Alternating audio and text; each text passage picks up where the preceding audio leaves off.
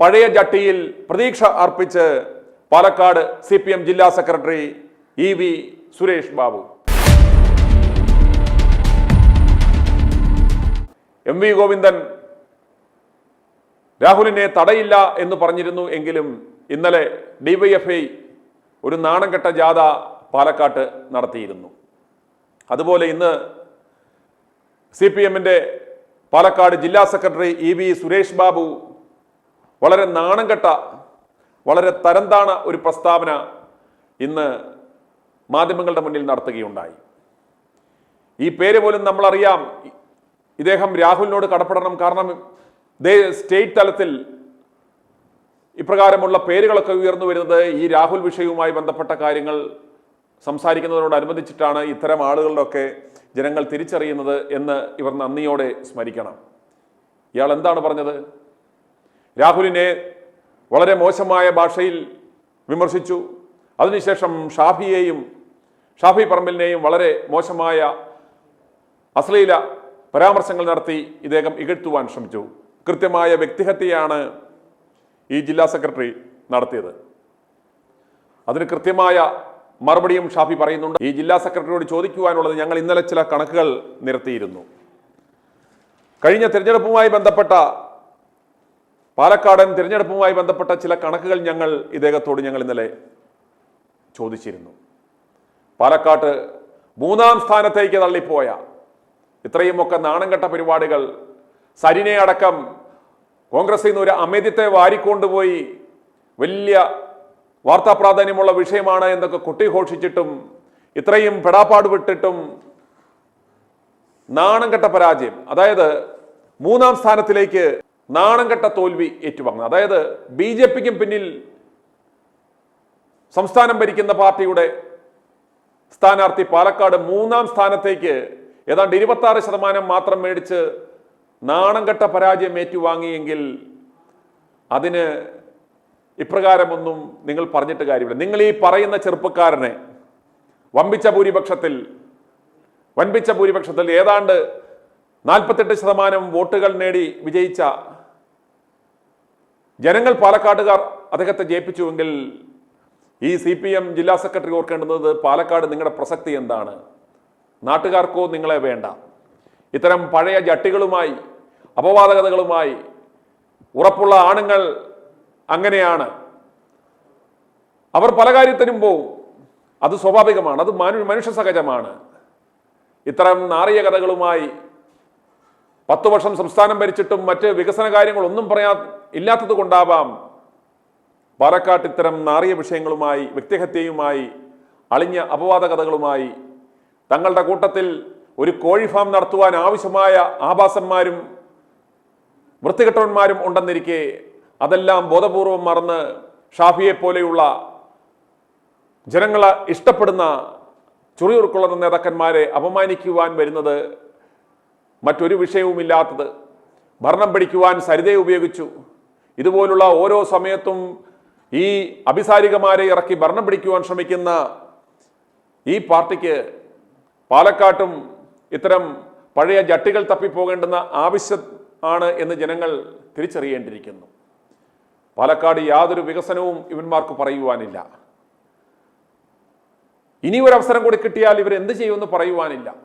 അതുകൊണ്ട് ആളുകളെ ഇക്കിളിപ്പെടുത്തുന്ന ഇത്തരം പെൺവിഷയങ്ങളിൽ ആളുകളെ വ്യക്തിഹത്യ ചെയ്തു കഴിഞ്ഞാൽ എന്തെങ്കിലും നേട്ടമുണ്ടാകും എന്ന് കരുതിയായിരിക്കാം ഒരുപക്ഷെ ഇവന്മാർ ഇത്തരം വ്യക്തിഹത്യകൾ നടത്തുന്നത്. ഈ CPM ജില്ലാ സെക്രട്ടറി എന്ന അധമന്റെ ആ വാക്കുകൾ കേട്ട ശേഷം നമുക്ക് ഉടനെ തിരിച്ചു വരാം. രാഹുൽ മാങ്കൂട്ടത്തിൽ നേരത്തെ നിയമസഭയിൽ പോയപ്പോൾ നമ്മളെല്ലാവരും കണ്ടതാണ്. അദ്ദേഹത്തെ നിയമസഭയിലേക്ക് ആനയിച്ചത് തിരുവനന്തപുരത്തെ യൂത്ത് കോൺഗ്രസിൻ്റെ ജില്ലാ പ്രസിഡൻ്റായിരുന്നു. ഇന്നലെ പാലക്കാട് എത്തിയെന്നാണ് നിങ്ങളെപ്പോലുള്ള വാർത്താ മാധ്യമങ്ങളിലൂടെ ഞങ്ങളെല്ലാം മനസ്സിലാക്കിയത്. ഇന്നലെ ഇവിടെ എത്തിയപ്പോൾ അയാൾക്കും അയാളുടെ ഓഫീസിനെല്ലാം സംരക്ഷണ വലയം ഒരുക്കിയിട്ടുള്ളത് കോൺഗ്രസിൻ്റെ നേതൃത്വം തന്നെയാണ്. ഞാൻ മനസ്സിലാക്കിയത് ശരിയാണെങ്കിൽ കോൺഗ്രസിൻ്റെ ഉന്നത നേതാവായിട്ടുള്ള മണ്ണാർക്കാട്ടിലെ തെങ്കരയിലെ ശ്രീ പൗലോസ് മരണപ്പെട്ടിരുന്നു. അദ്ദേഹത്തിൻ്റെ വീട്ടിലേക്ക് രാഹുൽ മാങ്കുട്ടം പോകുമ്പോൾ അവിടെ ബെന്നി ബെഹനാനും തങ്കപ്പനുമെല്ലാം വേറെ കുറേ ചില കോൺഗ്രസിൻ്റെ നേതൃത്വം അവിടെ ഉണ്ടായിരുന്നു. രാഹുലിനോട് വലിയ എന്നും കാണാത്ത ഒരു ആവേശകരമായ സ്വീകരണം കൊടുക്കുന്നത് പോലെയാണ് അവിടെ ചില കാഴ്ചകൾ കണ്ടത് എന്നാണ് ചില ആളുകൾ എന്നോടെല്ലാം പങ്കുവച്ചത്. അപ്പോൾ കോൺഗ്രസിനെ സംബന്ധിച്ചിടത്തോളം രാഹുൽ മാങ്കുട്ടത്തെ പേരിന് പുറത്താക്കി എന്ന് പറയുകയും എന്നാൽ പിറകിലൂടെ അയാൾക്ക് എല്ലാവിധ സംരക്ഷണ വലയും തീർക്കുകയും ചെയ്യുന്ന നിലപാടാണ് കോൺഗ്രസ് നടത്തിക്കൊണ്ടിരിക്കുന്നത്. ഇതിന് യഥാർത്ഥത്തിൽ ഞങ്ങളെല്ലാം ഈ കാര്യങ്ങൾക്ക് മറുപടി പറയേണ്ടത്. കേരളത്തിലെ പ്രതിപക്ഷ നേതാവ് വി ഡി സതീശൻ പറയണം. വി ഡി സതീശൻ്റെ വാക്കുകൾക്ക് പുല്ല് വില കൽപ്പിക്കാൻ കേരളത്തിലെ പ്രദേശ് കോൺഗ്രസ് കമ്മിറ്റി അതിന് നേതൃത്വം കൊടുക്കുന്ന പല നേതാക്കളും ഇപ്പോൾ തയ്യാറല്ല. കാരണം വി ഡി സതീശനാണ് അയാളിപ്പോൾ പാർട്ടിയിലില്ല എന്ന് തറപ്പിച്ചും ഉറപ്പിച്ചും ആദ്യം മുതൽക്ക് തന്നെ പറയുന്നത്. ആ സതീശൻ്റെ വാക്കുകൾക്ക് എന്തെങ്കിലും തരത്തിലുള്ള ഒരു വില ഈ കേരളത്തിലെ സതീശനോളം തലയെടുപ്പുള്ള കോൺഗ്രസിൻ്റെ നേതാക്കൾ വകവയ്ക്കുന്നുണ്ടോ? രാഹുൽ മാങ്കുട്ടം പുറത്തായി എന്ന് വി ഡി സതീശനും, എന്നാൽ അങ്ങനെ ഇയാളെ മാറ്റി നിർത്തേണ്ടതില്ല, അയാളെ കണ്ടാൽ സംസാരിച്ചാൽ എന്താ തെറ്റ് എന്നൊക്കെ ന്യായം പറഞ്ഞ് പിറകിലൂടെ അദ്ദേഹത്തെ സംരക്ഷിക്കുന്ന സമീപനം കോൺഗ്രസിൻ്റെ നേതൃത്വം തന്നെ കാണിക്കുകയല്ലേ? അതീവ ഗുരുതരമായ ഒരു ആരോപണമല്ലേ നമ്മളെല്ലാം ഈ പറയുന്ന രാഹുലിനെതിരെ മാധ്യമങ്ങളിലൂടെ ചാനലുകളിലൂടെ കേട്ടറിഞ്ഞത്? ആ കേട്ടറിഞ്ഞത് വസ്തുതയാണ് എന്നാണല്ലോ അദ്ദേഹം ഇതുവരെ അതിനെതിരെ പറയാതിരുന്നിട്ടുള്ളതും. അതിൻ്റെ ശാസ്ത്രീയമായ തെളിയിക്കുമെന്ന് പറയാൻ രാഹുൽ മാങ്കുട്ടം ഇതുവരെ തയ്യാറായില്ല. അതുകൊണ്ട് രാഹുൽ തന്നെ അദ്ദേഹത്തിൻ്റെ മൗനത്തിൽ നിന്നും നമുക്ക് വ്യക്തമാകുന്നത് ഇത് ശരിയാണ്. അപ്പോൾ അതീവ ഗുരുതരമായ ആരോപണം, ആ ആരോപണം വന്നതിന് ശേഷവും ഇദ്ദേഹം MLA ആയി തുടരുകയാണ്. MLA ആയി തുടരാൻ പാടില്ല എന്ന നിലപാട് അവരുടെ മുന്നണിക്കകത്തെ പല ഘടകകക്ഷികൾക്കുമുണ്ട്. അതുകൊണ്ടാണ് ഇന്ന് മുസ്ലിം ലീഗിൻ്റെ പാലക്കാട് ജില്ലാ പ്രസിഡന്റ് അദ്ദേഹം നിങ്ങളോട് പങ്കുവച്ചു എന്ന് പറയുന്നത്, അതായത് രാഹുൽ മാങ്കുട്ടം അഗ്നിശുദ്ധി വരുത്തിയിട്ട് തിരിച്ചു വന്നാൽ മതി എന്ന പ്രസ്താവനയായിരുന്നു എന്നാണ് കേൾക്കുന്നത്. അപ്പോൾ മുസ്ലിം ലീഗിന് ആ കാര്യത്തിൽ കൃത്യമായ ഒരു നിലപാടുണ്ട്. കാരണം ലീഗിനെ സംബന്ധിച്ചിടത്തോളം അവർക്കുണ്ടായ ഒരു അനുഭവം ഉണ്ടല്ലോ, അവരുടെ മുൻകാല ഒരു അനുഭവം ഉണ്ടല്ലോ. കുഞ്ഞാലിക്കുട്ടിയുമായി ബന്ധപ്പെട്ടൊരു കേസ്, ഇതുപോലെ ഒരു സ്ത്രീ വിഷയവുമായി ബന്ധപ്പെട്ട കേസാണ്. ഞാൻ അതിൻ്റെ ഉള്ളിലേക്കൊന്നും പോകാൻ ഉദ്ദേശിക്കുന്നില്ല. പക്ഷേ അന്തസ്സായ ഒരു തീരുമാനം അന്ന് കുഞ്ഞാലിക്കുട്ടിയും ലീഗും സ്വീകരിച്ചല്ലോ. അദ്ദേഹം മന്ത്രിയായിരുന്നു, മന്ത്രി സ്ഥാനം രാജിവെച്ചു.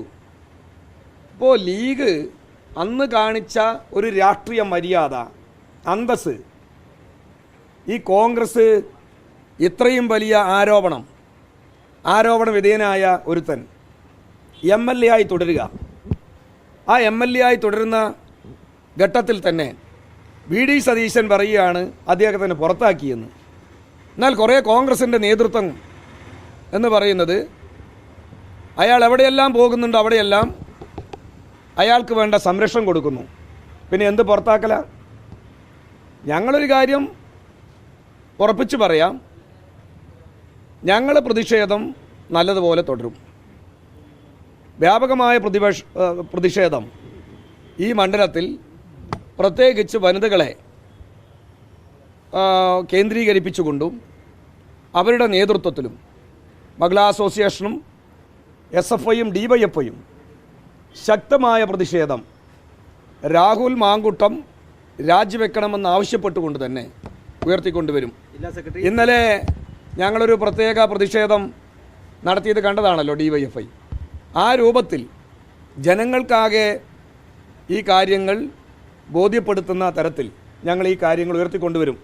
മാത്രമല്ല, ഇയാൾക്ക് എങ്ങനെയാ പാലക്കാട് മണ്ഡലത്തിലെ ആളുകളെ ഫേസ് ചെയ്യാൻ കഴിയുക? 2 വനിതകളെ ഇത്രത്തോളം അതിക്രൂരമായി മോശപ്പെടുത്തിയ, ലൈംഗികമായി അതിക്രമം നടത്തിയ ഒരുത്തൻ എങ്ങനെയാണ് ഈ മണ്ഡലത്തിലെ ആളുകളെ ഫേസ് ചെയ്യാൻ കഴിയുക? കോൺഗ്രസ്സുകാരൻ്റെ വീട്ടിലേക്ക് ഇയാളെ ക്ഷണിക്കുമോ? പെൺകുട്ടികളുള്ള കോൺഗ്രസ്സുകാരൻ ഇദ്ദേഹം വീട്ടിലേക്ക് വരുന്നു എന്ന് പറഞ്ഞാൽ ഞാൻ ഉറപ്പിച്ചു പറയാം, ആത്മാഭിമാനമുള്ള കോൺഗ്രസ്സുകാരൻ എൻ്റെ വീട്ടിൽ വരേണ്ടതില്ല എന്നതായിരിക്കും എടുക്കുന്ന നിലപാട്. അപ്പോൾ പാലക്കാട് മണ്ഡലത്തിലേക്ക് ഇദ്ദേഹം വന്ന് സാധാരണഗതിയിൽ ഈ നാട്ടിലെ മനുഷ്യന്മാരെ ഫേസ് ചെയ്യുക എന്ന് പറയുന്നത് ഒരു വല്ലാത്ത തൊലിക്കട്ടി തന്നെ വേണം. നമ്മൾ സാധാരണ പറയുന്നത് കാണ്ടാമൃഗത്തിൻ്റെ തൊലിക്കട്ടിയേക്കാളും നല്ല കട്ടിയാണെന്നല്ല, ഇത് അപ്പുറം. അല്ലാത്തൊരുത്തന് എങ്ങനെയാണ്? സാധാരണ നമ്മളെല്ലാം മനുഷ്യന്മാരാണല്ലോ, നമുക്കൊക്കെ ഒരു പ്രയാസം ഉണ്ടാവും, ഒരു വിഷമം കാര്യങ്ങളൊക്കെ വരും. ആ വിഷമത്തിൽ നമ്മൾ ചിലപ്പോൾ വല്ലാതെ നോവുകയാണെങ്കിൽ ചിലപ്പോൾ കുറച്ച് വലിഞ്ഞു എന്ന് വരും. അതിൽ വസ്തുതയുള്ള കാര്യമാണ്. നമുക്കെതിരെ ഒരു വല്ലാത്തൊരു ആരോപണം വന്നാൽ സാധാരണഗതിയിൽ ഒരു മനുഷ്യ സഹജമായ വികാര വിചാരങ്ങളുള്ള ആളുകൾ ഒന്ന് പുറകിട്ട് വിളിക്കും. ഇങ്ങനെ ഒരു ഉളുപ്പുമില്ലാതെ നാട്ടിലെ ജനങ്ങളെ ഫേസ് ചെയ്യുക എന്ന് പറയുന്നത് ഇവനെപ്പോലുള്ള ആളുകളൊക്കെ എങ്ങനെയാണ് ഇതിന് കഴിയുന്നത് എന്നുള്ളതാണ് നമുക്കൊക്കെ അതിശയമായിട്ട് തോന്നിയിട്ടുള്ളത്. നേതാക്കൾ പേടിക്കുക എന്ന് പറഞ്ഞാൽ ഞങ്ങൾ പലവട്ടം പറഞ്ഞിട്ടില്ലേ, നേതാക്കൾ പേടിക്കുന്നത് വേറൊന്നും കൊണ്ടല്ല. ഇയാളുടെ ഒരു നേതാവ് ഹെഡ്മാഷായിട്ടുള്ള ആളാരാ? ഇയാളിനെ MLA ആക്കാൻ പത്തനംതിട്ടയിൽ നിന്ന് ക്ഷണിച്ചു കൊണ്ടുവന്ന ഷാഫി പറമ്പിലാണ് അല്ലേ? ഷാഫി പറമ്പിലെ ഞാൻ വെല്ലുവിളിക്കുന്നു, ഈ രാഹുൽ മാങ്കുട്ടം ചെയ്തതിൽ ഒരു തരത്തിലും ഞാൻ അംഗീകരിക്കില്ല. അയാളെ കോൺഗ്രസിൽ നിന്ന് പുറത്താക്കിയത് ശക്തമായ നടപടി ഇനിയും വേണം, അവൻ രാജിവെക്കണമെന്ന് പറയാൻ ഏതെങ്കിലും തരത്തിൽ ഷാഫി പറമ്പിൽ തയ്യാറാവുമോ? തയ്യാറാവില്ല. കാരണം എന്താ? കൂട്ടുകച്ചവടമാണ് ഈ കാര്യത്തിൽ കൂട്ടുകച്ചവടമാണ്. പരസ്യമായി ഇവനെക്കാളും കൂടുതൽ നേരിട്ട് ചോദിക്കണമെന്നാണ് പറയുന്നത് ചില ആളുകളെ കാണുമ്പോൾ. ഞാനതൊന്നും ഇപ്പോൾ ഇവിടെ പറയുന്നില്ല. എങ്ങനെ ഒരു രാഷ്ട്രീയ പ്രവർത്തനം പ്രത്യേകിച്ച് കേരളീയ സമൂഹത്തിൽ നടത്തുന്ന പൊതുപ്രവർത്തകരായ ഞങ്ങളെപ്പോലുള്ളവർക്ക്, ഞങ്ങളൊക്കെ ഇങ്ങനെ പൊതുപ്രവർത്തനം നടത്തുമ്പോൾ എങ്ങനെ ഇത് ഞങ്ങൾക്ക് സത്യം പറഞ്ഞാൽ അതിശയം തോന്നുകയാണ്. ആലോചിക്കാൻ പോലും പറ്റാത്ത കാര്യമാണ്. നേരിട്ടൊരു നല്ല ആരെങ്കിലും ഒന്ന് നന്നായി കണ്ടാൽ എന്നാൽ പിന്നെ ബാംഗ്ലൂർ ട്രിപ്പ് അടിക്കുക എന്നാണ് ചോദിക്കുന്നത്. ആര്? ഹെഡ്മാസ്റ്റർ തന്നെ. അല്ല, ഹെഡ്മാസ്റ്റർ എന്ന് പറഞ്ഞു കഴിഞ്ഞാൽ നിങ്ങൾ പറഞ്ഞോ, ഹെഡ്മാസ്റ്റർ തന്നെ അത് തന്നെ ചെയ്യാണ്. അപ്പോൾ പിന്നെ രാഹുലിനെതിരെ എന്തെങ്കിലും ഉണ്ടോ? ഹെഡ്മാസ്റ്ററിൻ്റെയും മുകളിലുള്ള അധ്യാപകരാണ് ബാക്കിയുള്ളവർ. അതുകൊണ്ടാണ് ഇയാൾക്കെതിരെ അക്ഷരം മിണ്ടാത്തത്. എനിക്ക് തോന്നുന്നത് സതീശൻ പുറത്താക്കി എന്ന് പറയുന്നതിൽ ഒരു പ്രധാനപ്പെട്ട കാരണമുണ്ട്. അതൊക്കെ പിന്നീട് നമ്മൾ വെളിപ്പെടുത്താം. മനസ്സിലായില്ലേ? കയറി മുറത്തി കയറി കൊത്തി എന്നാണ് കേൾക്കുന്നത്. മനസ്സിലായോ?